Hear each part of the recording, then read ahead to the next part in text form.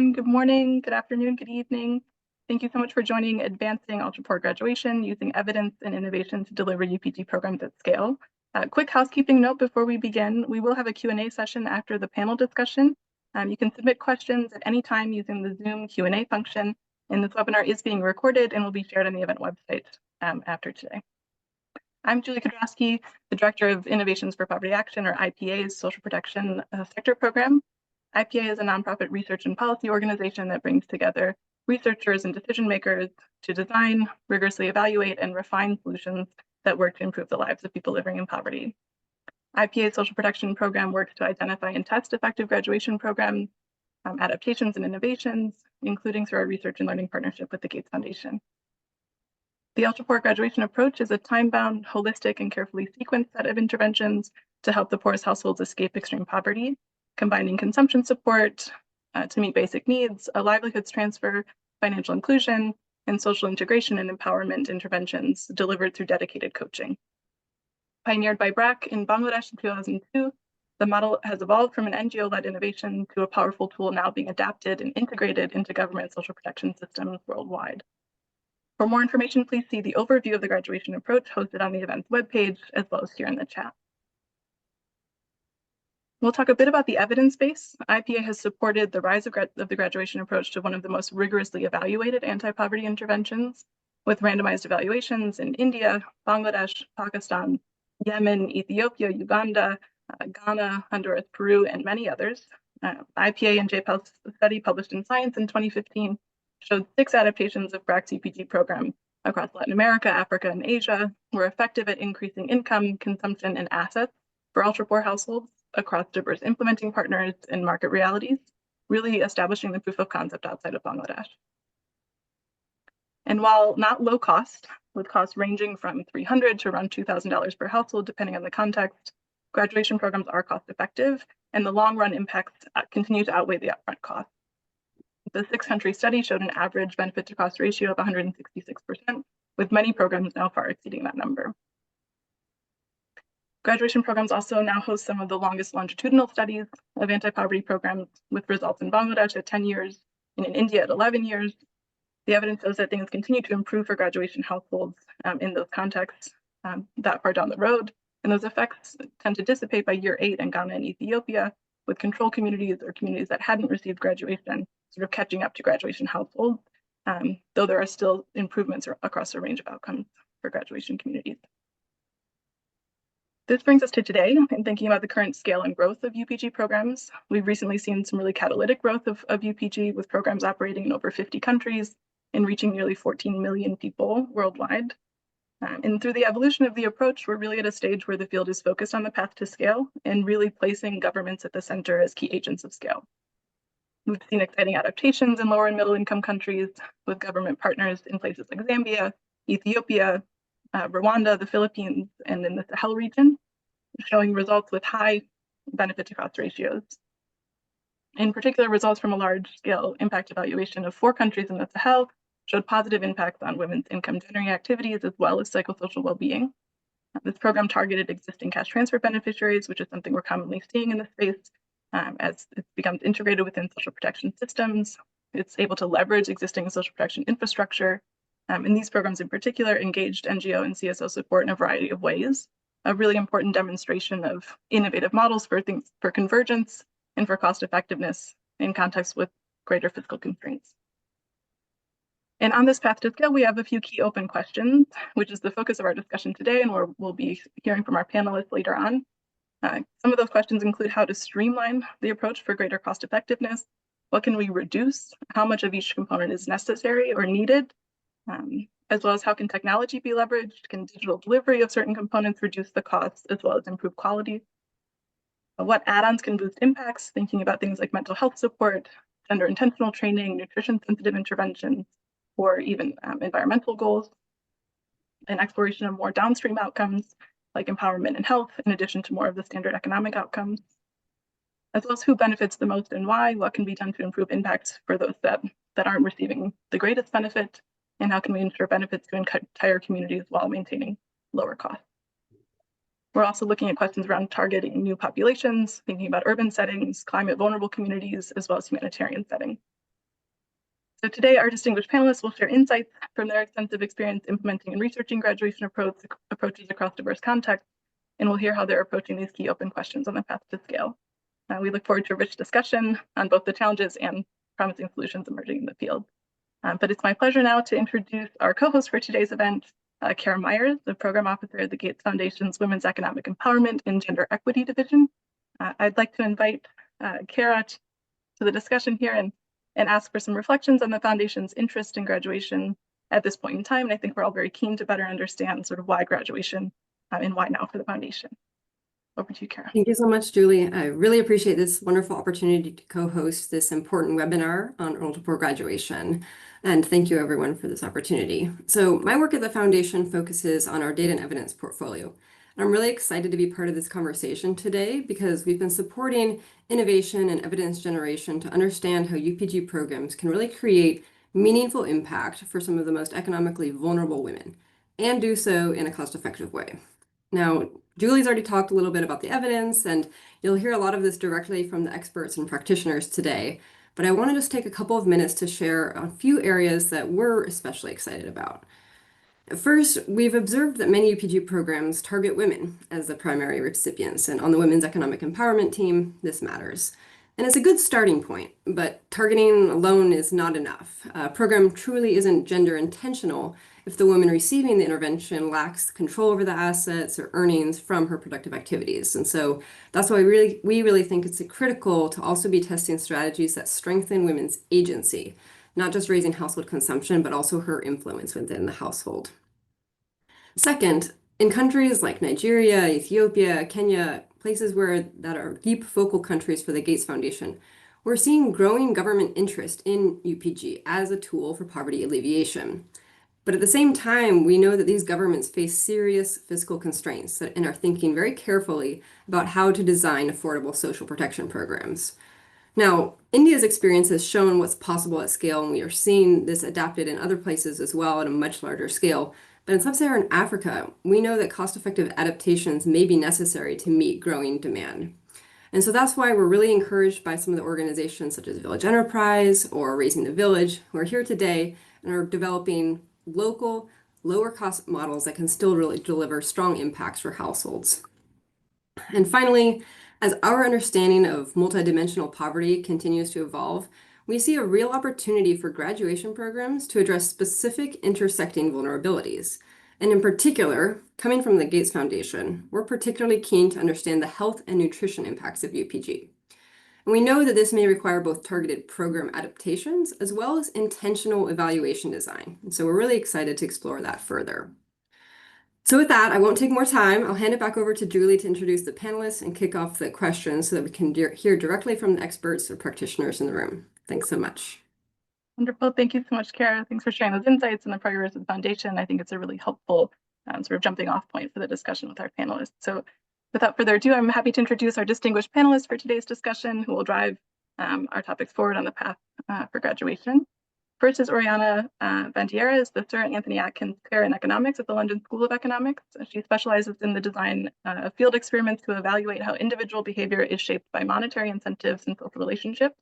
Her recent work covers randomized evaluations of large-scale poverty reduction and female empowerment interventions in Bangladesh, Uganda, and Tanzania. We're also joined by Peter Rockers, an associate professor at Boston University School of Public Health. Peter's research focuses in part on understanding the relationship between poverty and human capital formation in early childhood. Much of his work uses experimental methods to test the impacts of early interventions on skill-based measures of child development in high poverty settings. We're also joined by Leah Okero, the Kenya country director at Village Enterprise. Village Enterprise is a nonprofit organization that equips the most vulnerable populations living in extreme poverty in rural Africa to launch sustainable businesses and break the cycle of poverty. Leah brings deep expertise in poverty graduation and market systems development, with a strong focus on sustainable economic growth for vulnerable and underserved communities, particularly women and youth. Shawn Cheung is the founder and CEO of Raising the Village. RTV serves last-mile villages in remote areas of Uganda by supporting community-designed initiatives which graduate communities into the base of the economic pyramid. Serving as a catalyst for public and civic action, partnerships leverage existing resources and a small one-time investment to increase household income, facilitate broad civic engagement, and accelerate socioeconomic development for the village and surrounding region. And finally, Gregory Chen is the Managing Director of the UltraPoor Graduation or UPGI initiative at BRAC International. UPGI is a global program at BRAC, building momentum to end extreme poverty by scaling evidence-backed graduation approach through government-led programming with an ambitious goal to expand high-quality government-led graduation to 5 million households. So thank you all for joining. I'll turn first to Oriana and Peter to help orient us on recent research in the graduation space, and then we'll hear from our implementing and policy partners to discuss adaptations and innovations on the path to scale. So I'll turn first to Oriana. Could you please share with us a summary of the evidence on UPG households investing their way out of poverty and the existence of poverty traps in your research? Absolutely. So the UltraPoor program is very exciting, also known as graduation, is very exciting because contrary to many programs that aim to subsidize consumption and make sure that people don't starve, it actually gives the UltraPoor women, beneficiaries of this program, the chance to invest in production. So it should be seen mostly as an investment rather than an anti-poverty program per se. Now, the investment makes sense if and only if the reason why people are poor is poverty itself. So that people have the same potential, the beneficiaries have the same potential to work in productive jobs and earn as much as their luckier counterparts in these villages. But because they're poor, they can't afford the necessary equipment, in this case of the Bangladeshi program, a cow, to escape poverty. So that is why the program is so exciting, because the amount of the transfer, the size of the transfer is such that we can really test whether people are poor because they don't have the opportunity to get these assets. And indeed, this is what we find. For the vast majority of beneficiaries of the graduation program, the original BRAC graduation program in Bangladesh, are perfectly capable to raise cows, which is what the richer women in those villages do. And we follow them for a very long time. And we see that over 15 years, the latest data, they've been growing out and out of poverty, and the control group cannot catch up. Interestingly, even within the beneficiaries, to hone this point that it is a matter really of wealth and opportunities, even within the beneficiaries, there is a smaller group which is too poor to start with, for whom the transfer is not enough. And the divergence between these two groups grows over time. Just to give you a sense of how exceptional this is, these are people that start out with fragile casual labor as their only source of income. And already 10 years later, some of them are buying land, which is, the top of the top in these village economies. So I think this should change the way we look at anti-poverty programs. We shouldn't look at anti-poverty programs as something to restore fairness, which of course they do, but we should really look at them as productive investments, because we've taken a large bunch of people who were previously not able to express their potential and their contribution to the economy, and now they are.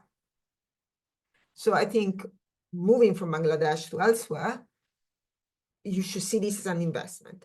And if you do that, you realize that it's actually quite cheap. Because if you compare it to a microloan, of course, it's very expensive. But if you compare it to building roads, it's very cheap. So investing in people, I think, is quite a good idea. At least that's what our evidence shows. Wonderful. Thank you so much. I think it's a really important perspective to sort of ground the rest of the discussion as well, thinking about these kinds of investments. And now I'll turn to Peter. So Peter, we've seen that UPG has strong and consistent positive impacts across for households and across a range of outcomes. What do we know, or what don't we know about impacts on child health and development in particular, and how they relate to the intergenerational transmission of poverty? Great. Thank you, Julie. So first, let me reiterate what you just said and what Oriana was explaining. Graduation improves household economic outcomes, which is what it's designed to do.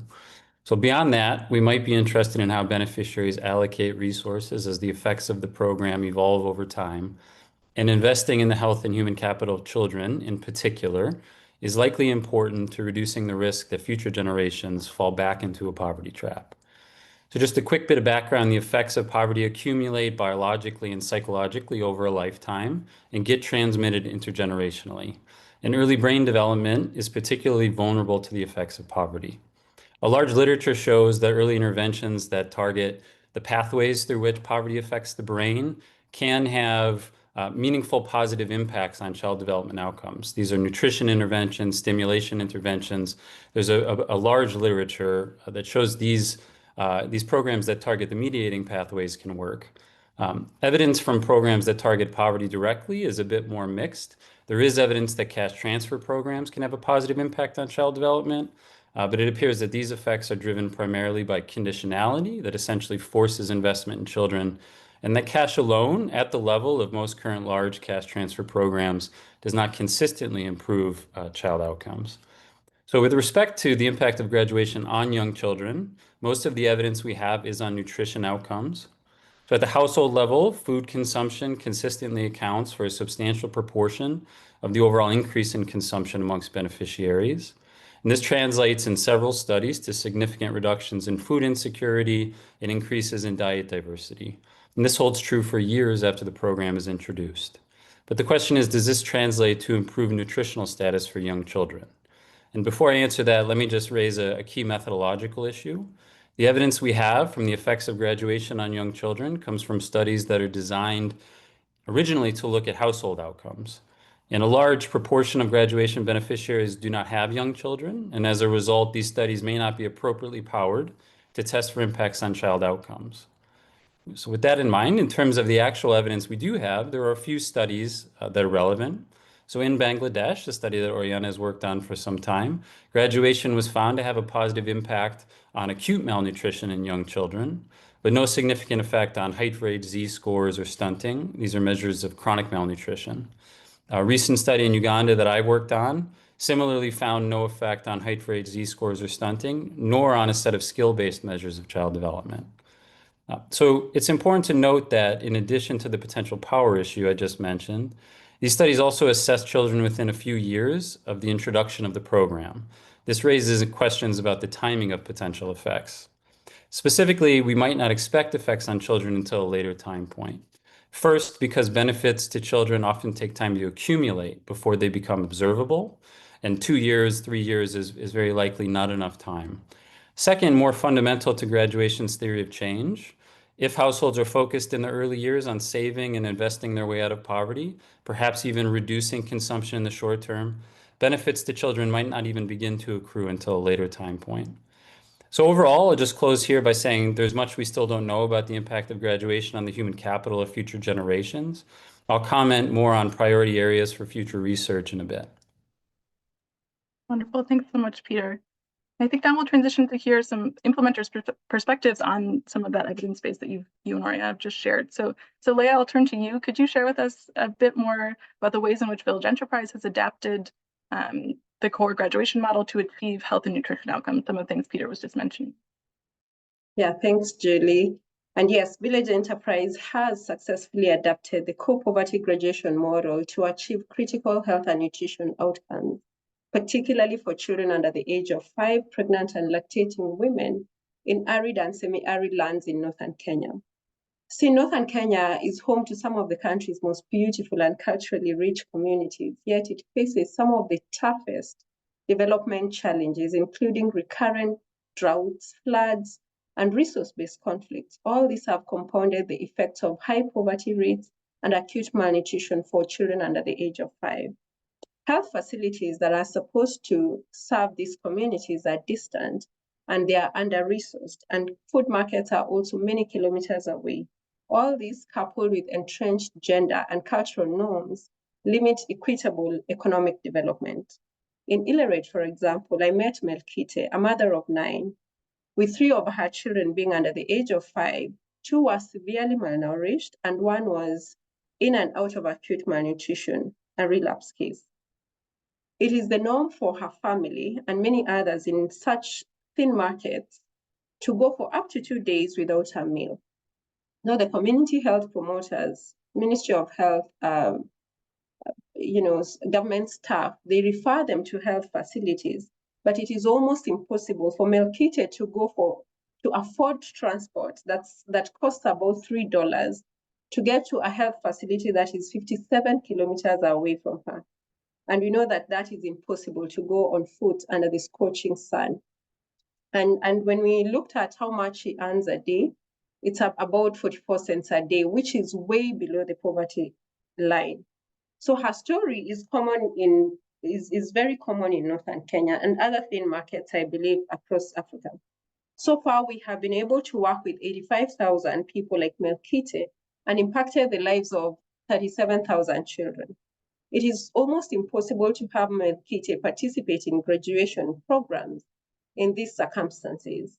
So the first adaptation we had was to introduce unconditional cash transfers for consumption smoothing so that she could be able to meet her immediate need before she could engage in productive activities. And we realized that the entire family participates or engages in the health of children. So we provided comprehensive education and counseling on maternal, infant, and young child feeding practices, as well as embedding preventive and optimal health-seeking behaviors, as well as tailored water sanitation and hygiene, and gender-sensitive interventions. We made sure that after the children were referred to health facilities, we had case management and growth monitoring for these children to ensure that they remained on a recovery pathway and they were not relapsing back to malnutrition after treatment. We know that we could not do this by ourselves, and we did this through partnerships with governments, Catholic Relief Services, and others. So what we saw was that household incomes increased, savings increased, and the asset value increased, what we see in graduation program. But for me, what was most exciting was the most exciting outcome for me was the prevalence of acute malnutrition dropped significantly from 17.5% to 1.5%. And we saw that these economic outcomes had a statistically significant correlation to this health and nutrition outcomes. And we saw that other statistics around food consumption scores, minimum acceptable diet for children between 6 to 23 months improved significantly. We also saw that caregivers were now being more proactive to make sure that the children were being dewormed, they received vitamin A supplements, diarrhea, and acute respiratory infections that are some of the leading causes of child death had declined. These children were taken to hospital in time, and we saw that diarrhea and respiratory infections declined significantly. All this to say that when poverty graduation is adapted with the right interventions, communities facing some of these most difficult challenges can see incredible gains, and ultimately we can save the lives of vulnerable children, families, and future generations. Thank you so much, Leah. Really important, I think, to also underscore the need to deeply contextualize the program to the multidimensional and dynamic needs of households living in extreme poverty. So thank you for that. We're going to switch gears a bit to talk more about the scaling agenda. So we're going to ask Shawn to chime in here about sort of the ways in which RTV is approaching scaling this more unique model that you're implementing. That's great. Thanks, Julie, and thanks again for having me. I think that when we think about raising the village in our work in Uganda, where we focus on last mile communities, which are primarily subsistence farming, we're looking at a population of roughly around 14 million that fall into that catchment. And so when we think about existing programming, even though we leverage our existing research and is grounded on the principles of UPG, we see there's a need to address some of these barriers that'll limit the time and amount of reach that we're able to have in the short order. And so when we look at some of the barriers to scaling the UPG programs within our catchment area, we think about things about the cost of program operations, the asset transfers, the duration of program timelines, the program training complexity with trainer resource availability, and how we essentially are bidding against ourselves to bring in the relevant skilled in staff. And then as well, ensuring that there's a level of program participant consistency in the programmatic outcomes. Even within UltraPoor communities, there's different varying levels of poverty that need to be, and limit the amount of participation that can occur. Something that we're familiar with this elite capture that occurs in a number of these programs. And so when we think about being able to scale UPG, I think it's where we started with is and where we continue to be is a full collection of household data, both at the baseline of when we're about to start, but throughout the duration of the program as well. So we've got short cycle intervals of data that are always coming through throughout the duration of the program, but something that we've been able to historically build up year over year over the last 10 years. And what that's enabled us to do is to be able to identify relationships between activities, outputs, intermediate outcomes of the household practices and some of those outcomes that we're looking for in regards to income, assets, savings, consumption, and other household benefits. And so what that means is that we're able to continue to simplify key components of the program and be able to strip things out where we find that have a limited impact on outputs or are potentially could be substituted, or else places where there's additional benefit for further advancement. And so what that's allowed us to do is really enhance the messaging for our frontline extension teams. It's also allowed us to reduce the amount of asset transfer and as well as enhance aspects of the life skills coaching. What this is, in this simplification process, we've been able to engage local government extension workers and be able to use this information that we've been able to garner to simplify and target the messaging so that we're able to be at the right households at the right time in the right place and right message. So when you look at what we've been able to do over the last few years in terms of this data analytics application, what you'll see is that we've expanded the program for a more universal approach at a village level. We've reduced and eliminated the use of cash transfers, and we found substitutions for consumption support. We've limited asset transfers to focus primarily on the highest leverage productivity outputs and focus specifically at the village and household level levers. So not just thinking about it at a household asset transfer, but how do you couple the two and unlock a larger skill set, and then simplifying simply the life skills coaching components. What we've been able to see is that over the past 3 years, we've been able to nearly advance over 1 million participants or 200,000 households, and at a cost of about $120 per household, which realizes about an ROI about 18x in that 60 months. And with an upcoming RCT, we've been able to identify that we can have equally effective program outcomes as your traditional UPG, but at a significantly lower cost. So there are those opportunities that present themselves going forward. Thanks so much, Shawn. I think it's really important to underscore the use of data and evidence in your process, right, in your adaptation and sort of contextualizing that model to the needs of your community. So thank you so much. And we'll turn now to Greg and to capture some insights UPGI can share about scaling UPG through government, both challenges and successes in your work, and particularly focusing on policy influence. Yeah, so I think first just to say why government, and you know the estimates are that we've got more than 100 million households living in extreme poverty. So I think if we want to address at meaningful scale, the public sector finance and public sector capacities have to be part of that. Not all of it, but they've got to be a large piece of that. And just to give a sense on why that's important, take Ethiopia, where they just refinanced their debt with the Bretton Woods institutions. They've increased, the requirement is that they increase their social spending from 1% of GDP to 4% of GDP.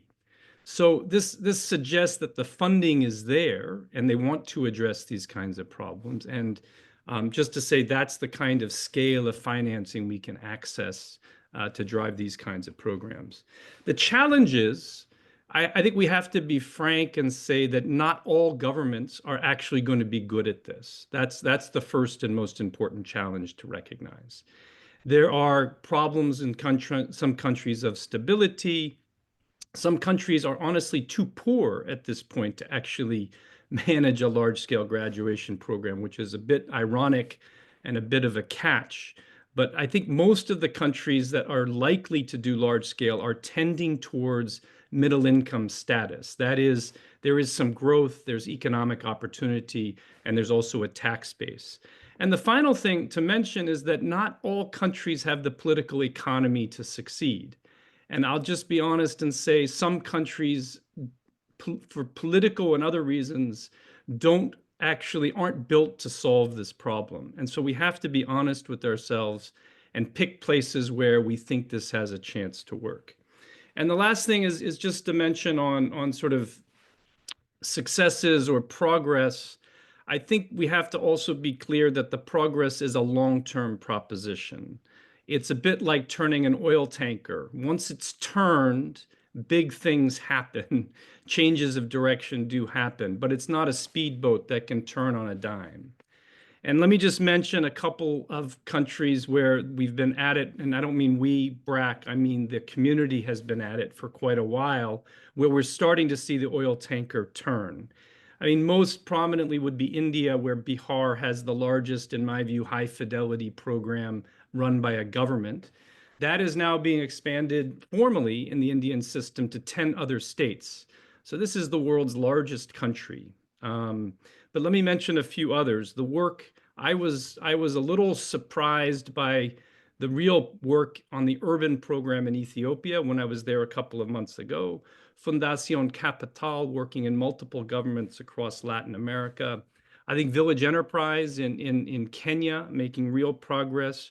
We're involved with the largest social assistance program in Africa, SASA in South Africa, who wants to add livelihoods and investments to their almost 20 million, what are now strictly cash recipients, but they want to add a graduation element. We're in 4 districts in Rwanda with a national program designing at the district level and in 6 provinces in Indonesia. So I think there are some breakthroughs happening. It's long-term. We've got to move the tanker. Thanks. Let me stop there. Thanks so much, Greg. And thanks to all the panelists for that sort of first round of questioning. I think it's really exciting and encouraging to see the diversity of approaches in responses to some of these key challenges, scaling this really complicated model, but impactful model. So I'll turn back now to Oriana. I think we want to get a sense from the panel of what's next. What are you excited about? What are you seeing in terms of the direction of this work? So Oriana, given the evidence of impact and cost effectiveness that we've been discussing today, why is UPG a good investment, particularly for ultra-poor women? And what does the evidence show?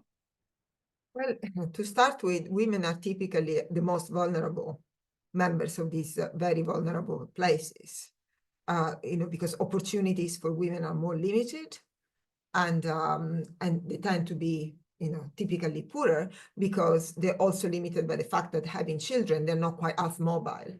So opportunities to migrate are not quite as available.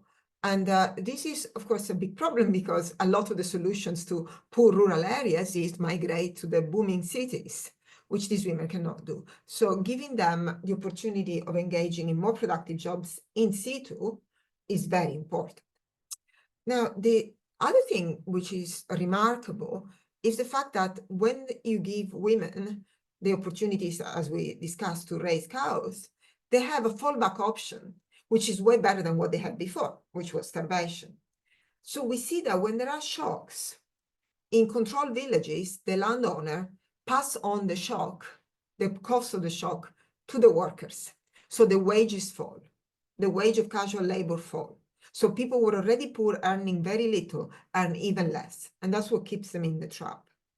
In villages with the UltraPoor program, this doesn't happen because the women have the fallback option is to take care of their cow. And so they won't accept the lower wages. So these benefits, in addition to the treated women, all the other women who are engaged in these similar jobs.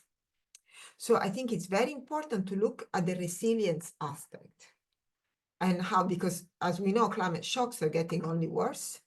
So the fact that the program enables women to be resilient to these shocks and, forbid the landowners to pass on the cost of the shock to them is a very major change. It's a very big effect of the program.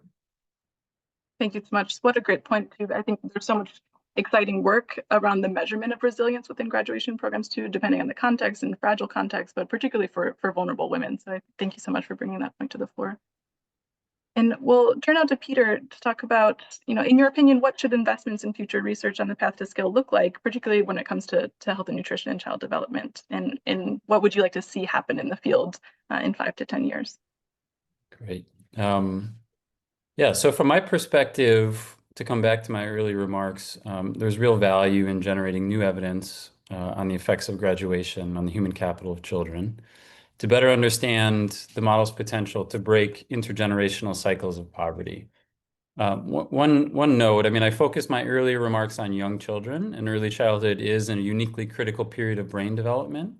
But this new research really should also examine benefits to older children. And I think Oriana has done some work in this space, but I think we're not solely focused on, given that when graduation is introduced, the women who are targeted of varying ages, really looking across sort of different children's age ranges and trying to better understand how the benefits of graduation at the household level translate or don't translate to human capital investments in children, I think is really important in general. So what we need is new studies that are specifically designed to estimate effects on children. And let me mention 3 really important considerations. So first, referring back to my early remarks, these studies need to be appropriately powered for child outcomes, which previous studies were all, for the most part, opportunistic and added on to studies that were originally designed to look at household outcomes. Second, these studies should be set up with the explicit intention of following children over a long time period with multiple waves of assessment. It's important for tracking the accumulation of effects, like I mentioned previously. For many of these sort of benefits to children, they'll accumulate over time and maybe become observable over the long term, maybe not in the short term. I think the other thing is, we know at this point from some of the strong, rigorous evidence that's been generated that the effects of the program on households tend to evolve over time. There's a dynamic of how exactly the household responds to the program actually evolves over years. And it would be really valuable to actually link at a mechanistic level how the evolving effects of the program change the household environment and the parenting environment in which children are growing, and to be able to kind of link how that evolution translates at different time periods at a mechanistic level to children's outcomes would be quite valuable. The third thing I'll say is that these studies should utilize a set of measures that capture human capital in a broad sense, and not only anthropometry. So graduation really has the potential to benefit children through several non-nutrition pathways as well as nutrition pathways, including reduced exposure to stress, improved water and sanitation, increased utilization of health services. It's important to try to capture these potential benefits and look at really a broad set of human capital measures at different ages. And we have these measures. They should just be employed in these studies. So from my perspective, examining the standard graduation model is a key priority. There's also scope to examine potential adaptations that are designed specifically to boost the human capital of children. So as was mentioned, these adaptations are already being explored in the practitioner community. For example, expanding content related to parenting behaviors within coaching sessions, adding nutrition-specific, maybe supplements. Right? So there's already work to pilot and explore some of these adaptations, and rigorously testing those adaptations would be quite important for identifying and refining the most promising approaches. And the last thing I'll say is that the studies of adaptation should also be designed to assess whether their addition risks diminishing the effectiveness of the model in achieving its main economic outcomes. Whether adding these adaptations conflicts, for example, with the goal of optimizing the model's design for scale-up. So I think we need really rigorous evidence of potential adaptations to also understand if there are any trade-offs between the focus on children and the focus on the core economic outcomes, which, as we've discussed, is really what graduation is designed to do at its core. Thank you. Thanks so much, Peter. And I'll take this opportunity to mention that on the event's website, there's a public good that's been offered by the Gates Foundation as a women's academic empowerment and health outcomes framework, which includes the pathways that Peter's been speaking about, as well as an indicator bank. So those that are involved in the webinar today and elsewhere can dive into a little bit more of the specifics around measurement for those health and nutrition outcomes. So we'll switch gears a little bit to talk to Leah on speaking more specifically on innovations and adaptations that you're looking forward to testing in the future at Village Enterprise, and also from your perspective, what you're seeing in the context that you're working, what you're hoping to see happen in the next 5 to 10 years. Yeah, sure. Thank you so much. I think we know that my colleagues here have spoken about the evidence that we have seen that graduation actually works. And we have robust evidence that it works. RCTs, Oriana has mentioned such great progress in the sector, backed up by evidence. So as I mentioned earlier in my initial conversation, the program adaptations we have implemented in Northern Kenya and generally across the sub-Saharan Africa where we implement our programs have had significant impact and could be scaled. But also we know that graduation programs could be cost intensive. They could be cost intensive. So for us, in order for us to reach more populations, we need to become more cost effective. And therefore they need to test more innovations and adaptations and determine the ones that are most impactful, specifically for maternal and young child health and nutrition. So as Village Enterprise, we aim to generate actionable research to determine the combinations of interventions that could drive the most transformative outcomes across diverse contexts. I spoke about Northern Kenya. We would love to see how does that look like in Uganda, in Ethiopia, in Rwanda, particularly thinking through interventions such as consumption smoothing, coupled with nutrition counseling, is it WASH, gender, climate, cash infusions, among others, even community health linkages. So what exactly leads to the highest or the most transformative outcomes? So in the coming years, we would like to rigorously test and identify these variables within the adapted nutrition sensitive poverty graduation approach that contribute the most significantly to reducing not only poverty, but food insecurity and acute malnutrition. So we have an audacious goal as an organization to get to reach up to 20 million people by 2030. And we know that it is so difficult to get to 20 million people by 2030. So far, we are at 2 million people. And so the way I think we will get there is through partnerships with governments. And I think, Julie, you spoke about that earlier, to enable them to adopt and allocate financing to poverty graduation programs and for us to provide technical assistance to governments and local partners that have closer proximity to the people that we serve so that they could implement this program. And I think achieving this will require more and more continued adaptations and evidence-based adaptations that will help us figure out the cost effectiveness of this program. So for this reason, I think also exploring technology-driven solutions such as AI-powered tools, mobile-based learning platforms, and digital data collection systems to enhance implementation efficiency and reduce delivery costs will ensure that the model remains scalable and cost-effective while deepening impact. Because it's important to also think about, as we think about reach, it's important to think about impact as well. So this focus on evidence-based and tech-enabled learning will not only strengthen our own model, but also inform policy and program design across the sector, particularly in remote and underserved regions.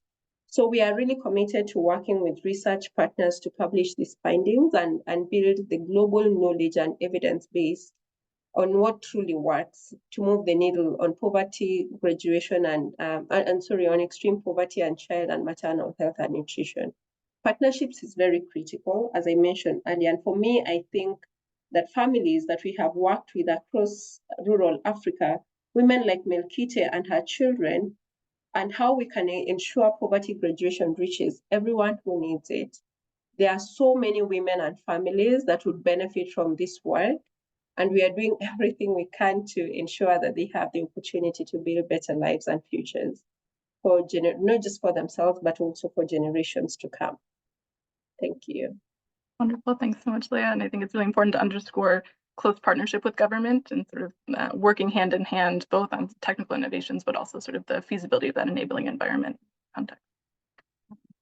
Okay, I'll switch now over to Shawn. I think similar question. What innovations and adaptations are you looking to test in the future on RTV's model? And what are you hoping to see in the next 5 to 10 years within your work? Sure, thanks, Julie. And what I'll do is I'll build off a little bit of what Leah has said here. And really what we see still within the graduation program is I think there's a lot of opportunity here to change the perspective of, yes, we've got the pillars of the program, but how do we leverage this as a platform of adaptation innovations within the programs themselves, but also beyond, and saying where we can layer on where we can find effective substitutes or components that might have a lower cost and potential to scale, and then be able to broaden the toolkit to allow for that scale and capacity based on the specific context, and being able to identify that. I think that we still have quite a bit of opportunity here to optimize of the existing programs and create that time. I think for Raising the Village, what we're thinking about in areas where we think there is opportunity to not just enhance the program by improving the ROI in the immediate term, but really thinking about how can we jump steps on the graduation ladder. We're really looking at about improving capital access at the VSLA level. We think that there's opportunities at group and individual for entryways into the economy, and participate in what we would consider economic clusters for these regions, what will be of higher value as we continue to see progress on in the sub-Saharan context. I think that as well, enhancing a lot of the vulnerable household adoption and understanding what types of levers can improve that participation and some of the outcomes that might not necessarily be economic in that direct reference, as Peter had highlighted, but how do they also make those gains in ways that we don't fully understand yet in that research. And then lastly, I think the area of emphasis is really around government staff delivery tools. Now, we recognize that there has been a lower performance in terms of outcomes when we've been working with our government partner peers, but it says that how can we create the tools or build those tools to allow a broader distribution without a reduction in the quality or efficacy of the program, I think is an area that we'll be focused on. Looking forward, I think that the advancement of digital tools in preparation for where our constituents and our partners are working towards will be key in ensuring these tools are there, as well as those linkages to private sector. I think that as we move towards a greater digital economy, we need to make sure that our community households are well prepared and for that transition, so that we can actually ease them into that. And that'll look more at community-based interventions, self and group guided intervention, and those adaptive tools for that individualized programming that will ultimately reduce our costs and maximize our reach. I'll pause there and pass it over to you, Jolie. Thanks so much, Shawn. And lastly, we'll turn to Greg to reflect a bit about what evidence, really broadly defined, is needed to secure government adoption at scale, recognizing that some governments are reticent to dive into this pool. What would you like to see happen in that part of the field in the next 5 to 10 years? Yeah, so let me answer, and let me have 2 answers to that. And maybe first to take a slightly different tack than I think most of the other panelists and hosts have on the cost question. And I think Oriana raised it, which is compared to what? I think we've characterized this as high cost. And unfortunately, I just don't think that that's the case. Now, we can talk about returns on investment compared to what? Public works, Oriana was referring to. I just visited a program in the Philippines, which takes 7 years. It costs close to $10,000 per household. I'm not sure they're getting any results from that, although we'll have to wait and see what the outcomes start to look like. Compared to that, graduation is about 1/5 the cost, and 2 years compared to 7. So, I think we've got to be careful a little bit with our language around cost. The Indian government puts out $35 billion in cash transfers every year. They could pay for the entire graduation in their program from their current flows just by their current resources. So cost, when we go into the public sector, is not the main barrier. I think simplification, to Shawn's point, is much more of an issue rather than cost. And I just want to, I think there's a lot more sort of looking at the broader span of things to put the cost in context is the first thing I would say. The second is that, that's an impact question. By the way, just to say on Ethiopia, the rural program, the durable benefits started to dissipate in year 3. And part of that was because they conserved so much on the cost of delivery. They cut it too thin. And so we're worried that if we slim it down too much, the effects are there for 1 or 2 years, but we don't get the effects years 5, 6, 7, and 8. So there's a real danger with actually over cost cutting. And I just want to caution, and a lot more research into that dimension is important. The last thing I'd say for governments and scaling, they're concerned a bit with cost, but they're much more concerned with how do I do it? And I think much more sort of case studies, innovations in government delivery. I think we need much more, and there is more evidence as the countries that I've mentioned before are starting to experiment. There is much more experimentation and innovation happening on the delivery side. Let me just mention on the cost side and on the administrative feasibility side, for instance, finding locally based, talented young people who are the coaches on a semi-volunteer, on a stipend basis, very low cost, a lot of high capacity people. I was just in Rwanda. I was so impressed with the community-based parasocial workers, young people, 25, decent education, very motivated. I think there's an undertapped resource to figure some of these things out that we didn't have in prior generations. So let me stop there. I think just a lot more on the how-to for governments. They want to see other governments that how they've figured it out, and I think they take more confidence from moving forward themselves.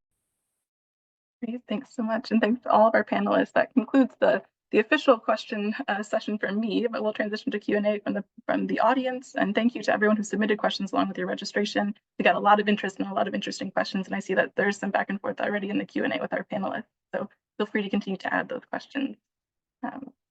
For all panelists, this initial question, we're interested in taking a big step back. And when you think about what's needed to advance the field more broadly, is there a particular barrier that you can identify, and what do you think is needed to overcome it? So taking a bit of a 30,000-foot view, what do you think is a critical barrier that you'd like to see removed in the near future?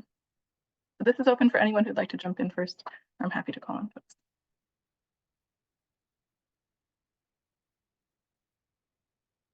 Oriana's off mic, so I may call on Oriana. Yes, no, I want to follow on Greg, because when we reduce cost, it can actually backfire big time, because the poverty trap model makes precise that there is a threshold. And if you don't go past that threshold, the effects are nil. So you might be saving 20%, but in reality, you're wasting 80% of what you're giving, because that's not going to have an effect. And what we're starting to see, these are very preliminary results, is that even the richer households, if they have shocks that bring them below that threshold, it's very hard for them to recover. So we have to be very, very careful with keeping the label of the model and then delivering half of it, because that's not going to do the trick. The model works precisely because it gives this big push, and that's what they need, because if you're extremely poor, a little transfer is not going to make you, rich, because you're extremely poor to start with. It's not very difficult.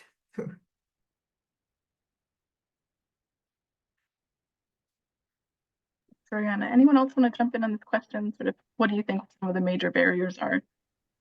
I'll jump in. I mean, I don't know that this is a major barrier, but I think one interesting area to think about is, as the program gets scaled up in a particular region or geography, what does that mean for the local care economy? And in particular, you're going to have an increase in demand for childcare services.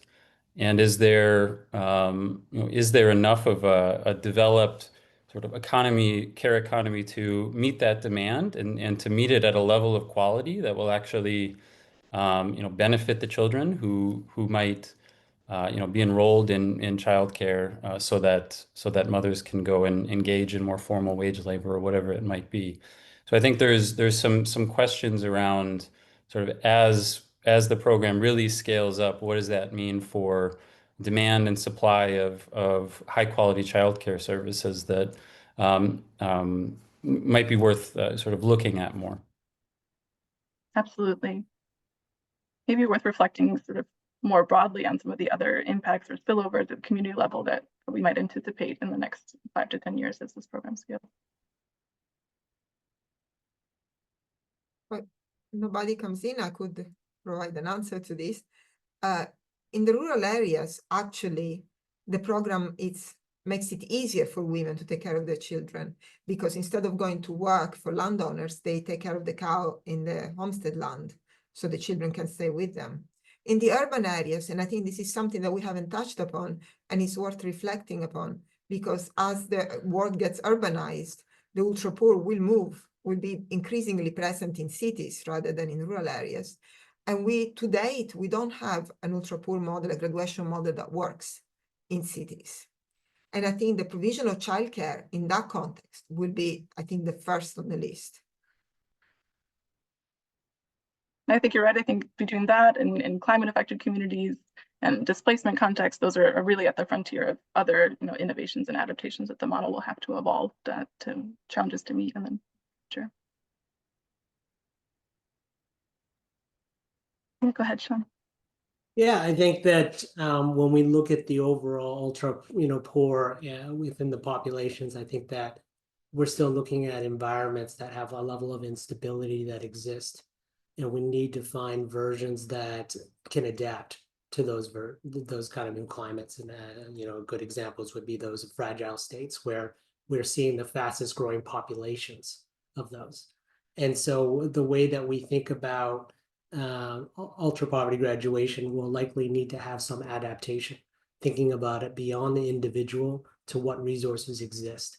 And certainly you'll recognize some of the benefits, but of cost efficiency, but also I think you would see that benefit of the programmatic delivery and being able to distribute that ownership broadly versus the technical suite of personnel. So there will be some need for further adaptation if we look to accelerate through what we have is likely a very small window in time over the next few decades before the population gets to that next level to address.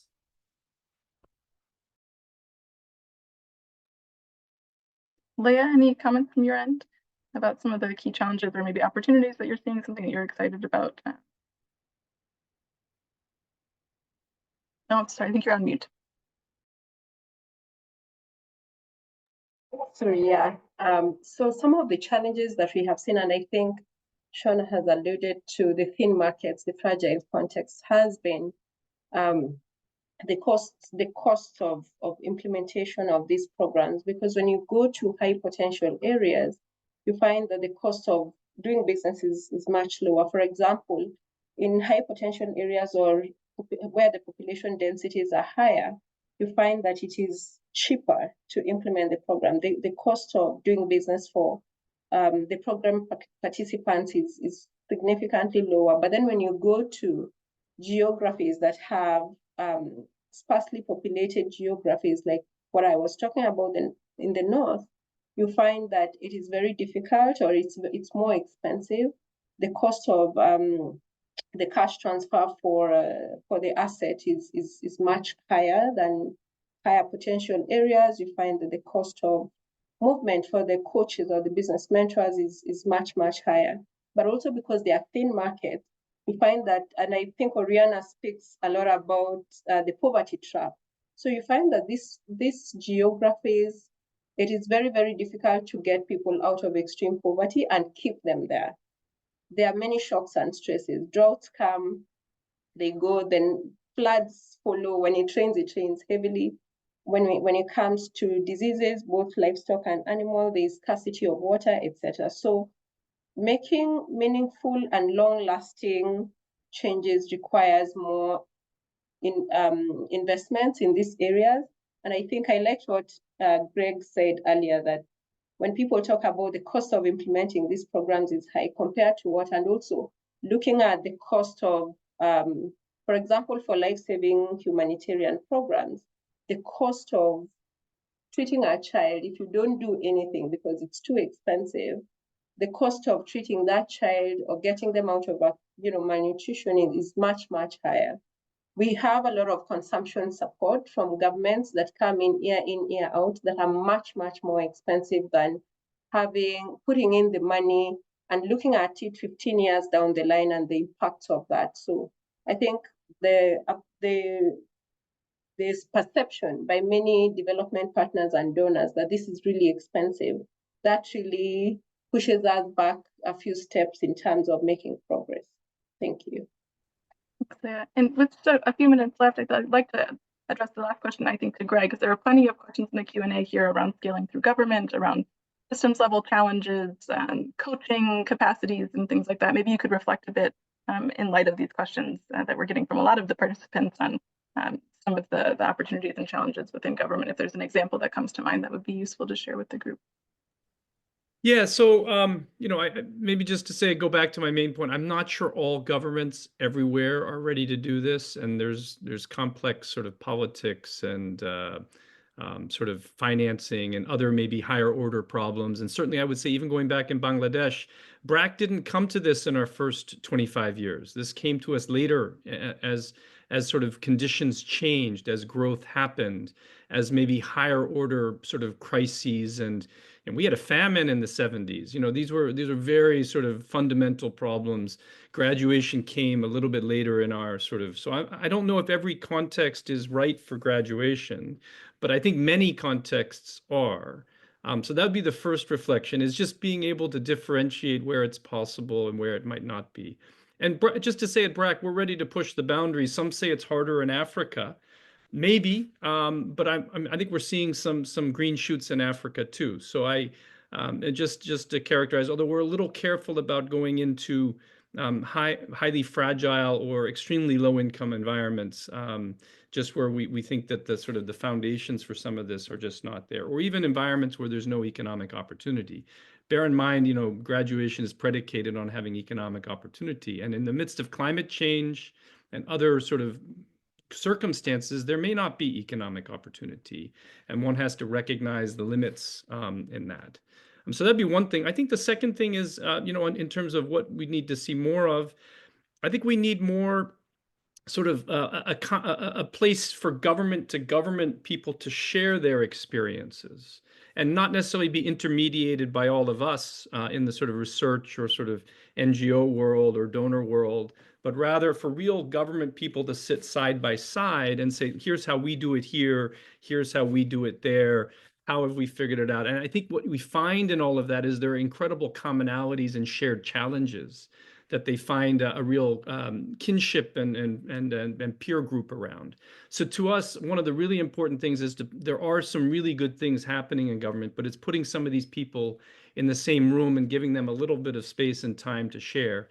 Some of that is actually happening inside India today. So states are learning from states. And so that is actually underway in certain environments. I think more of that could really happen. That would be one of the avenues for, and it goes back to sharing. My main point is getting the confidence that someone has proven this and I can also do it, and here's how. I think there's a real sort of power in that. Let me stop there. Great, thanks so much. Unfortunately, we're at time, so I will close this for today, but knowing full well that this is not the end of the conversation and there's plenty of work to continue to happen in this space. So I want to thank our co-chairs, Cara Meyers and the team at the Gates Foundation for your thoughtful leadership and catalytic investments in the graduation space. I'd also like to thank our panelists for sharing your insights and your visions for the future of UPG.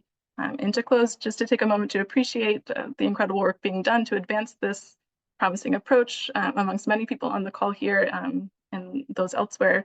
There are many diverse actors that are driving innovation, investment, and further study in UPG at scale. And we at IP are just thrilled to see this kind of momentum continue 20 years on, and for the community of practice to continue to strengthen and propel us towards our shared goal of ending extreme poverty. So thank you all for joining today. Appreciate your time. Take care. Thank you. Thank you, Julie.